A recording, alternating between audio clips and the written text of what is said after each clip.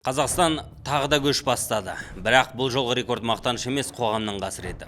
World Population Review халықаралық порталының жаңа рейтингісі жағасы тұтады. Қазақстан орталық Азия елдері арасында ішімдік тұтынудан абсолютті лидер атанды. Көз алдыңызға елестетіп көріңізші. Дүниежүзілік денсаулық сақтау ұйымының ресми дерегі бойынша 15 жастан асқан әрбір қазақстандық жылына орташа есеппен 5,4 литр таза спирт ішеді. Қырғызда, Өзбекте, тіпті көршілес Әзербайжан мен Арменияда бізден әлдеқайда артты. Көшедегі қаптаған алкомаркеттер, мас күйінде рөлге отырған танымал жұлдыздар, ең қорқыныштысы 13-14 жасында ішімдікке тәуелді болған жасөспірімдер. Бұл жай ғана құрғақ статистика емес, ұлттың діңгегіне түскен жегі құрт. Сонымен біз неге сонша көп ішеміз? Бұл халықтың жаппай кедейленуі мен экономикалық күйзелістің салдары ма? Әлде ішімдіктің кез келген бұрышта қолжетімді болуынан ба? Кеселдің тамыры қайда жатыр және бұл тығырықтан қалай шығамыз? Бүгінгі талқы осы. Амансыздар ардақты ағайын. Барымсыздар көзқарақты көрермен. Алдарыңызда мен Айбек Қосан. Арнамызды қолдап, лайк деп тапсаңыздар лайк басып, пікір жазуға шақырамын. Олай болса, көп созбай бастайық, тақырыпты талқылап тастайық.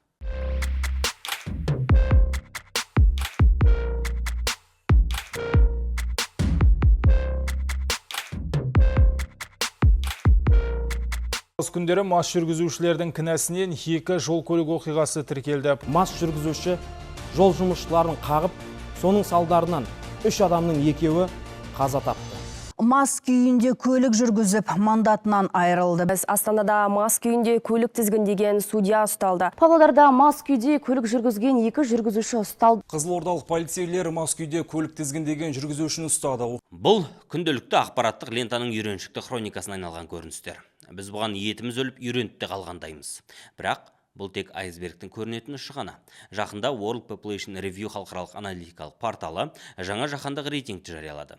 Дүниежүзілік денсаулық сақтау ұйымының ресми деректеріне негізделген бұл зерттеуде Қазақстан 180 елдің ішінде 83-ші орынға тұрақтап, Камбоджа және Зимбабвемен бір сатығы жайғасты. Ал енді назар аударыңыз, орталық Азия аумағында біз абсолютті көшбасшымыз. Рейтингтің методологиясы 15 жастан асқан әрбір адамның жылына қанша таза этил спиртін ішетінін есептеген. Біздің көрсеткіш 5,4 литр. Көршілес елдердегі жағдай мүлде басқаша. Қырғызстан 3,9 литр, Түркменстан 3 литр, Өзбекстан 2,1 литр, Тәжікстан небәрі 0,7 литр. ТМД елдер ішінде біз тек Ресей мен Беларусьтан ғана қалыппыз. Есесіне Армения мен Әзербайжанды басып озғанбыз. Бұл халықаралық ұйымдардың ресми қағазға түсірген статистикасы. Ал қоғамның ішіндегі шынайы картина қандай? Халық неге жаппай ішімдікке салынды? Оңалту орталықтарындағы кезек неге артып жатыр? Бұған тәуелділікпен күнделікті бетпе-бет келіп, күресіп жүрген мамандардың айтары бар. Енді бұл тек қана орталық Азияда емес қой. Енді СНГ-ні алып қарайтын болсақ, Қазақстан сол 5-ке кіреді. Оны ақпаратты көрсе болады. Сол үшін бұл жерде оның себептері бар, негіздері бар. Себебі ең бастапқысы мен как маман ретінде өзімнің саламдағы айталам. Бүгінгі күнге мысалы тәуелділік, соның ішінде алкоголь, маскүнемдік, оның біздің ішкі статистикамыз бойынша да өсе келеді. Даже былтырғы жылмен санағанда, мысалы айталық, былтыр бізге орташа есеппен бір айда 3-4 адам осындай алкоголь тәуелділігі мәселесі қиыншылығы шағымданса, бүгінгі күнге мысалы бізге бір 7-8 адам шағымданады. Оңалту орталықтарындағы кезектің 2 есеге өсуі жай құрғақ сандар емес. Бұл артында мыңдаған отбасының трагедиясы тұрған қорқынышты факт. Сонда халықтың бөтелкеге телміріп қойған не құдірет? Көпшілік бұған қымбатшылық, мойынды қысқан несие қамыты мен жұмыссыздық кінәлі дейді. Расында да халықтың кедейленуі мен маскүнемдіктің арасында тікелей байланыс бар ма? Экономикалық тығырыққа тірелген жұрт жұбанышты алкогольден іздеуге мәжбүр ме? Бұл сауалды біз экономистке қойып көрдік. Халықтың кедейленуі көрсеткіші ме деген бірінші сұраққа ішінара байланыстыруға болады. Экономикалық дағдарыстар, адамдардың қандай да бір қаржылық қиыншылықтары осы алкогольдің көмегі арқылы сол дағдарыстан шығу құралы ретінде кейбіреулер пайдалануы мүмкін.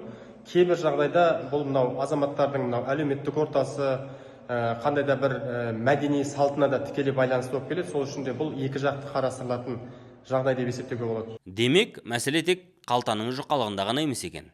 Бірақ айналаңызға бір сәт көз тастаңызшы. Қазір азық-түлік сататын шағын дүкендерден гөрі түнімен жарқырап тұратын алкомаркеттер көбейіп кетті емес пе? Үйден шыға сала кез келген бұрыштан қалағаныңды тауып алуға болады.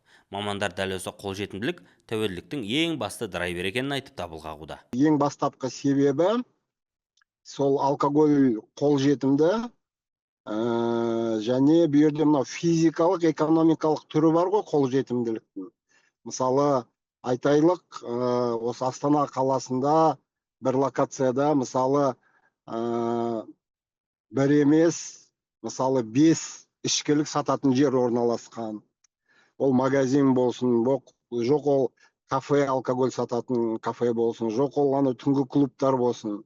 Соның көбеюі, яғни сол қолжетімділікке әсер етеді. Ал қолжетімділік сол мемлекетте, сол локацияда тәуелдіктің өсуіне тікелей әсері бар. Көрдіңіздер ме? Қолжетімділік.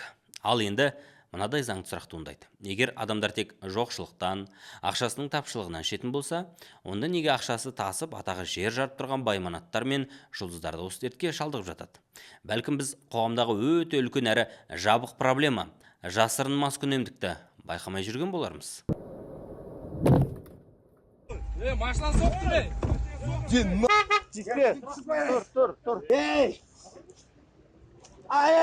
Мына атышулы оқиға естеріңізде болар. 2023 жылдың маусым айында Алматы қаласында болған. Онда полиция қызметкерлері танымал әнші Төреғали Төрәліні мас күйінде көлік басқарған үшін ұстап, күшпен көліктен шығарған еді. Бұл тек кездейсоқ таспаға жазылып қалып, жалпақ жұртқа жария болған бір ғана мысал. Шын мәнінде ішімдік атаққа да, байлыққа да, статусқа да қарамайды. Қоғамда бір жаңсақ пікір бар. Маскүнемдік тек көшеде қалған, өмірден түңілген адамдардың ғана дерті деген. Жоқ, бұл үлкен қателік.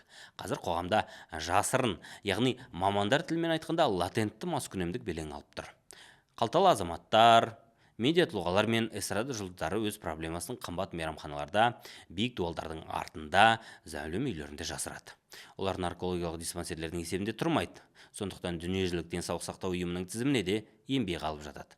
Шындық тек дерт асқынып, үлкен дау-дамай жарылғанда ғана су бетіне қалқып шығады. Латентный дейді ғой, мысалы, бізде ол өте көп, себебі қараңыз, біз енді мен осы салада бір 10 жылдан астам істеп келе жатқаннан кейін, оның мен мысалы адамдардың анонимный несін жарияламаймын, бірақ мен сізге былай айтып өте аламын, мысалы, белгілі жұлдыздар, белгілі азаматтар, мынау медиадағы белгілі адамдар, әрине оларда да осы мәселе бар. Сосын мысалы белгілі бір қалталы азаматтар, солардың бәрінде осы проблемалар бар. Әрине олар бұл мәселеге бір дұрыс, ең басында назар аудармай, дұрыс көңіл бөлмей, дұрыс шара қолданбаған үшін бір кезде ол асқынып кетеді. Кез келген ауру уақытында дұрыс шара қолданбаса, амал әрекет жасанбаса, ол асқынады. Әрине сол асқынып бара жатқанда олар кейін бізге жолығады.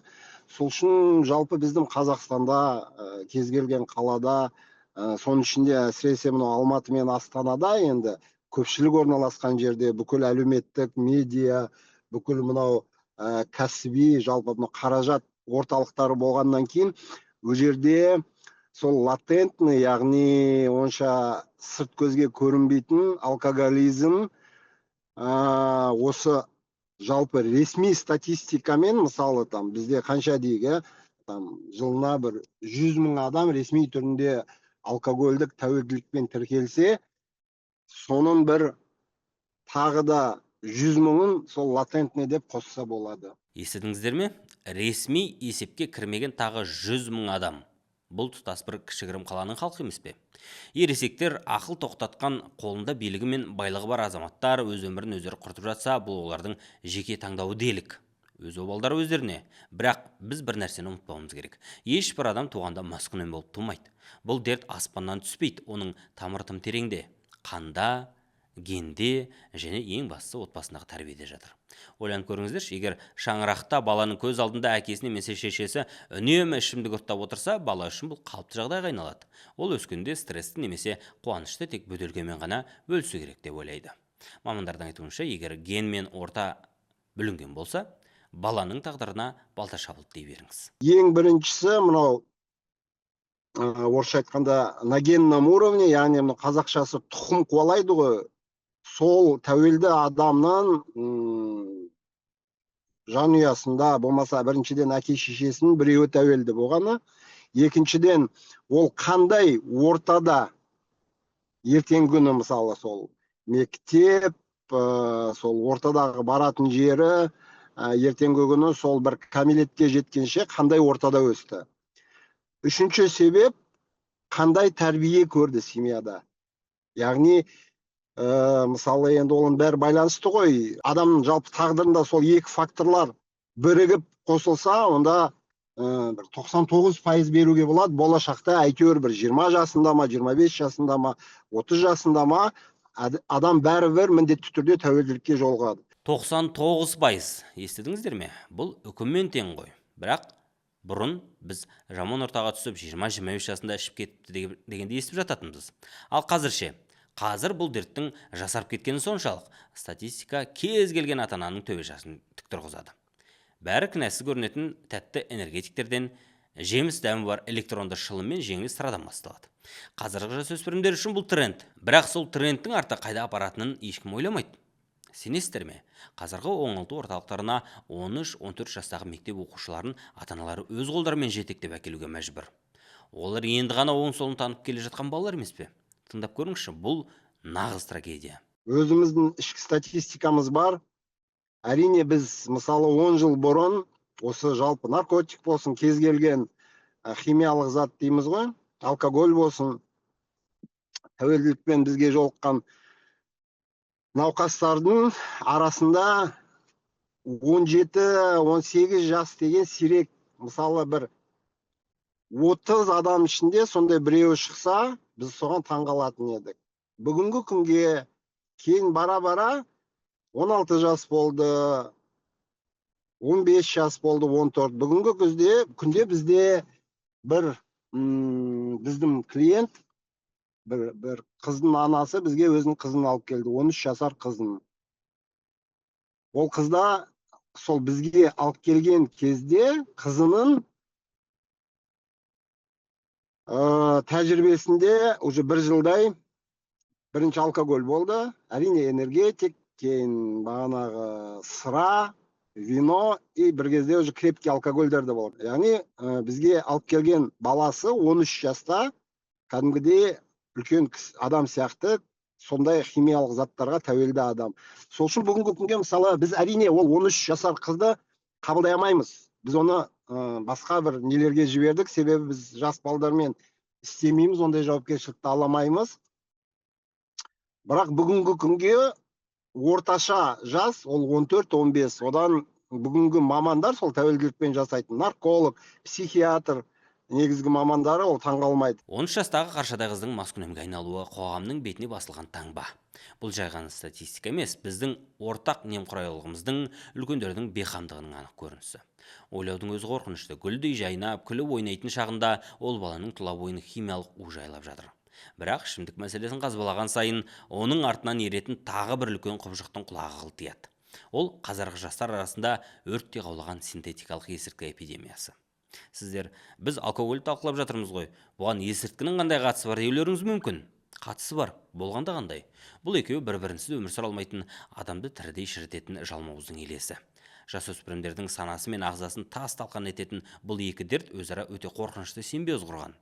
Бір-бірін жетелейді, бір-бірін орнын басады. Жастар бұл қармаққа қалай ілініп, ақыр соңында көшедегі арзан ішімдіктің құшағына қалай құлайды. Бұл жұмысқы процестің қалай жұмыс істейтінін маманның өзінен естіп көрейік. Егерде алкогольден адам тәуелді болу үшін бір 3-5-10 жыл ішу керек болса, жалпы мені уже тәуелді деуге. Синтетик наркотиктен адам 1-3 рет қабылдағаны жетерлікті болды. Адам міндетті түрде тәуелділікке бірден уже өз-өзін басқарамайтын дәрежеге жетеді. Сол үшін бұл жерде сіздің сұрағыңызға нақтырақ жауап беретін болсам, қараңыз. Қазір енді басында ол солай болады, бірақ ол жерде әр адамның, былайша айтқанда, қалтасына байланысты. Себебі наркотиктер қандай түрі болмасын, ол бәрібір қымбат тұрады. Сол үшін алкоголь ол қолжетімдірек. Әрине, егерде адамның жағдайы болып, қалтасы мүмкіншілігін беріп, жалпы сондай қолында мүмкіншілігі болса, ол наркотикті қабылдайды. Бірақ ары қарай дәл сол адам енді тәуелділік пайда болғаннан кейін наркотикке ақшасы жетпесе, ол бірден алкогольге көшу қиын емес.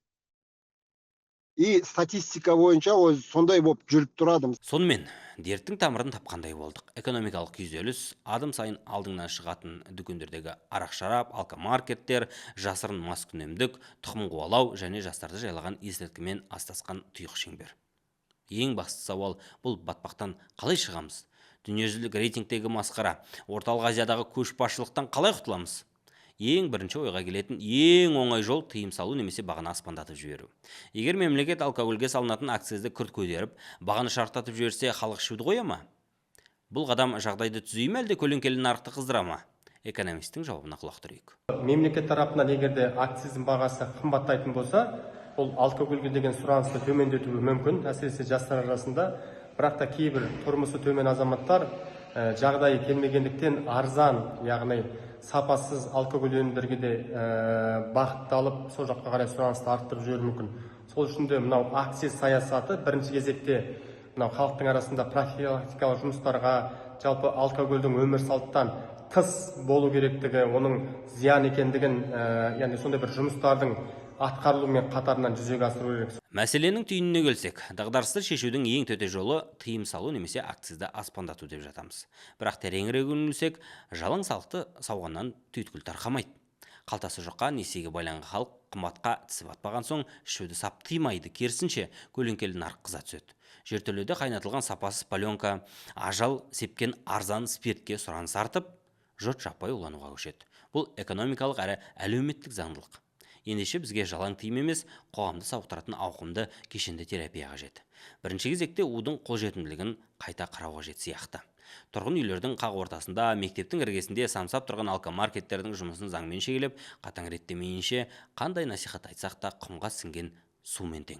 Екіншіден, халықтың әлеуметтік экономикалық діңгегін бекітіп, рухани күйзеліспен күресудің тетіктерін құру қажет. Дағдарысқа ұшыраған адамды қоғамнан шеттетпей, тегін психологиялық көмек көрсететін орталықтардың жұмысын жандандыру кезек күттірмейтін іс. Азаматтарымыз тығырықтан шығар жолда бөтелкенің түбінен емес, қоғамның қолдауынан табатындай жағдай жасауға тиіспіз. Жылына әрбір қазақстандыққа шаққанда 5,4 литр таза спирт. Ойлап қараңызшы, бұл дүниежүзілік ұйымның қағаз бетіндегі құрғақ статистикасы ғана емес, ұлт генофондына, мемлекеттің ұлттық қауіпсіздігіне төнген тікелей қатер. Маскүнемдік тек ішімдікке салынған бейбақтың ғана емес, тұтас ұлттың, келешек ұрпақтың қасіреті. Ал сіз қалай ойлайсыз, көзқарақты көрермен? Қазақстан халқы неге сонша көп ішеді? Бұл халықтың жаппай кедейленуі мен экономикалық күйзелістің салдары ма, әлде ішімдіктің кез келген бұрышта қолжетімді болуынан ба? Кеселдің тамыры қайда жатыр және бұл тығырықтан қалай шығамыз?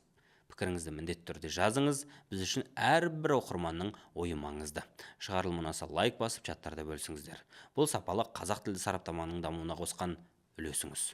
Өзіміз де, өзгелер де айналамызда не болып жатқанын білгені дұрыс. Қайта жүздескенше.